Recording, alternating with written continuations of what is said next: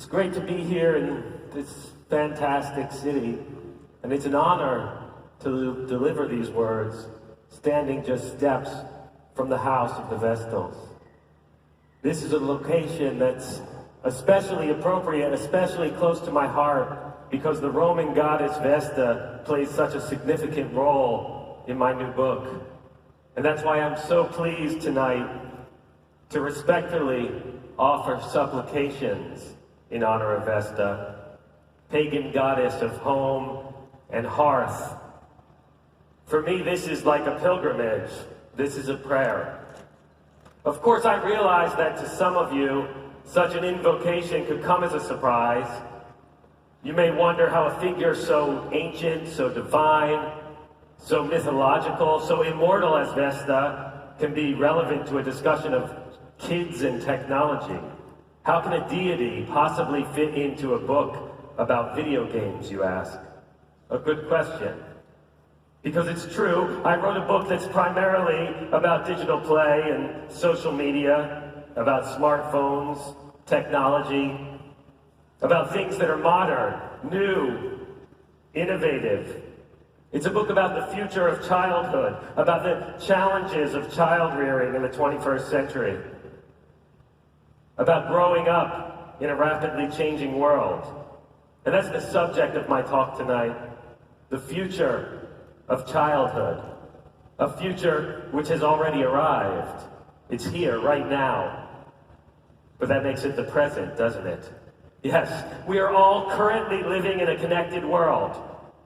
There are fiber optic cables laid along the ocean floor, satellites launched into space, radio waves vibrating all around us, bits, bytes, binary silicone processors, internet protocols. The zeitgeist of our time is characterized by our faith in the power of connections, the power of networking, ever more efficient communications. Humanity has become preoccupied with the movement of meaning, the transportation of information and knowledge, the flow of memories, ideas, and data traveling at hyperspeed, quick like Mercury, across time and space. And so standing here in this place, tethered to history, anchored by ruins to the ancestry of Western civilization, a history that refuses to be left behind, I want to talk to you about connections. Not the connections with which we are all too familiar, not the technological cords, not the Wi-Fi, the 5G networks that we're always reading about, but rather connections between ancient and modern, bridges between old and new, conduits between the classic and the contemporary. It's probably best to start with the contemporary, to plot a course that begins right where we are with what feels novel and fresh, with what feels like it just began. When things are young, when we haven't yet become adequately acquainted with them, they feel unpredictable and unfamiliar, precarious. I'm talking about the cutting edge, that precipice, that frontier, that borderline at which we find ourselves immobilized, shocked into stasis, unwilling to move forward and unable to look back. That's precisely what it feels like for today's adults, for grown-ups, for parents. All of us, we're like statues, idols, effigies. We're fixed in place.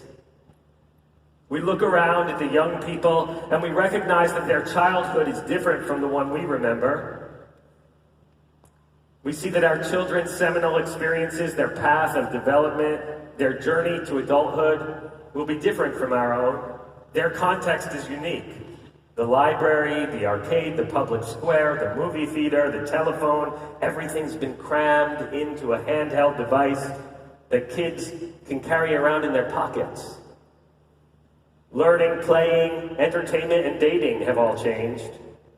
And it scares us. It stops us in our tracks. We're frozen by a fear of what's unfamiliar. It's ironic, really. We're petrified by motion, arrested by development, stopped by the recognition that there are cultural, economic, political, and technological shifts happening all around us. Tectonic shifts. We see it everywhere we look. Smartphones, laptops, tablets, Bluetooth headsets, the glow of the touchscreen, heads down, thumbs engaged. I know that just hearing me talk about it probably makes you itch to look. Phantom vibrations in your pocket? It's okay, go ahead, look. Please, take a picture for Instagram, tag me on Twitter, WhatsApp, Snapchat, TikTok. Check your messages, refresh for notifications. I'll wait. I understand. I know that we are all triggered to react almost algorithmically. We can't help it. We engage with digital devices like it's a habit, a tendency, a routine. But before you fall into the addiction narrative, the story of technological obsession, first recognize that the habits are palpable, whether we're playing the part of technology's users or its critics. One can acquiesce or resist, accept or fear these tools, but in both cases, you mindlessly abide by predetermined inclinations, cliches, platitudes. We all react as if we've been pre-programmed, as if our minds are full of code. Confronted by the image of a teenager snapping a selfie, a child playing video games with unprecedented passion, determination, obsession, grown-ups immediately frame it in binary terms, old against new, true against false, reality versus escape. And we tell ourselves that it's born from a concern for our children's well-being, that it's about health, biology. Then we beg the doctors to provide medical explanations that validate our hesitation about the future. And just like the 19th century physicians who warned parents not to let their kids ride trains because the speed of steam locomotives would damage their brains, the doctors continue to be more than happy to oblige. We tell ourselves that young minds are still malleable and therefore susceptible to questionable influences. We beg and we plead. Please protect children from an army of engineers who are manipulating them for profit. It's immoral and unethical. Protect them from the user interface designers who program irresistibility into the smartphones. It's dangerous, we say, a giant uncontrolled experiment. But when we say it in these moments, we sound just like the ancient Athenians who executed Socrates for corrupting the youth. We sound like the church leaders who tried to eliminate Gutenberg's printing press. Pop music, jazz, cinema, television, we've heard all of this before. It's predictable. Parents always, eventually, become the trolls beneath the footbridge, threshold guardians, antagonists in the cyclical drama of youthful heroes battling ogre kings. It's a recipe. Archetype as algorithm.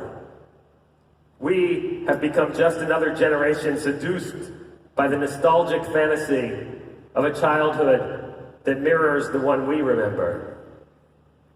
The psychoanalyst C.G. Jung said it best: the greatest burden a child must bear is the unlived life of its parents. It's one of the eternal truths of child rearing.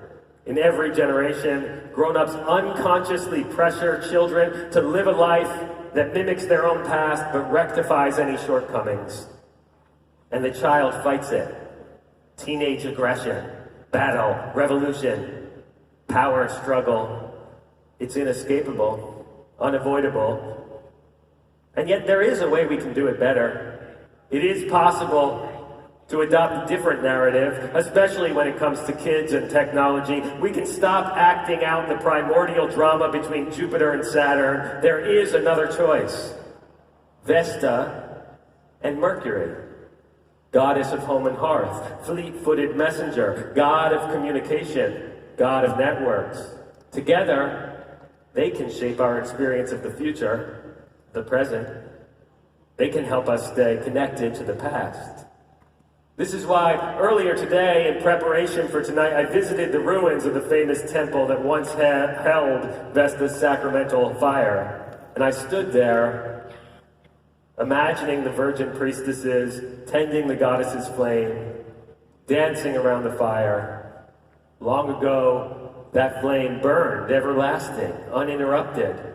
It was meant to be a symbol of security and stability, an indication of the state's perpetual good fortune.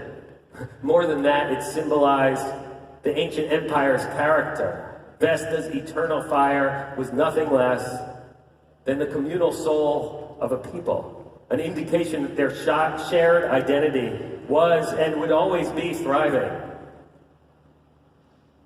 Did you know that right now, at this very moment, Vestal fires continue to burn all over the globe? You'll find them in religious temples, at national monuments, and often as part of war memorials.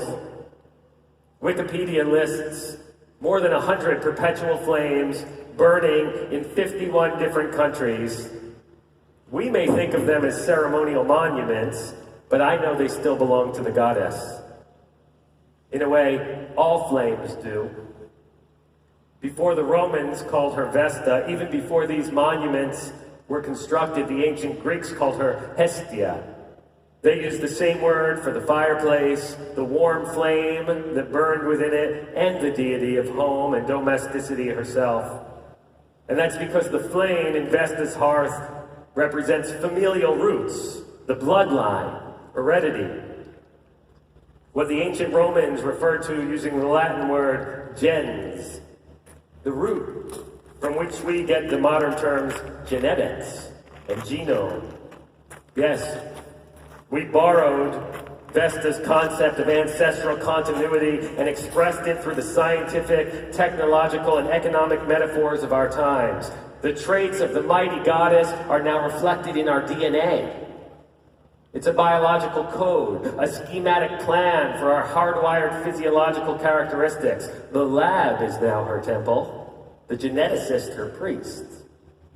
Today, a human being is imagined to be constituted like computer hardware and software. We trade and exchange chromosomes with our mates. Inherited algorithmic matter moves like data. It flows like information. It ties us to the past, and it pays dividends as our offspring are carried into the future. But it's important to recognize that the mindset came first. We started to see ourselves this way long before Charles Babbage or Alan Turing or Grace Hopper or Steve Jobs, before Boolean algebra or Morse code. Yes, I know it feels like machines are taking over our lives, like they're dictating new behaviors, altering the ways we communicate with one another. But it's actually the reverse. It's exactly the opposite. Tools do not use us, we use them. We developed this network technology, this binary code, because it enables us to interact with the world in a way that aligns with how we imagine ourselves. It lets us connect and communicate in ways that reflect our empirical imaginations. It allows us to manifest a reality that reinforces our current, limited understanding of the universe. And when we recognize this, then we get to the real root of the problem. We realize that it's not in the microprocessors. It's not in the social networks. It's not in the video games. It's not in the smartphones. And it has nothing to do with the children. The real problem is that the old continuities of home, the values, behaviors, ideas, customs, and traditions that previously ignited the familial hearth are being extinguished. Vesta's power is becoming invisible, catalyzed only at the microscopic and cellular levels. Nowadays, she's only in our DNA. She has been reduced to mere code to be communicated and transmitted, carried by Mercury, too quick, snuffed out so that her fire only barely burns.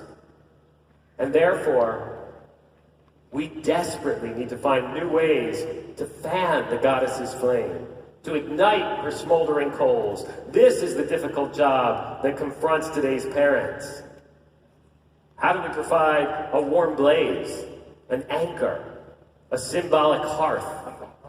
Of course, focus is the Latin word for hearth, and that's why so many people panic about young people's attention spans.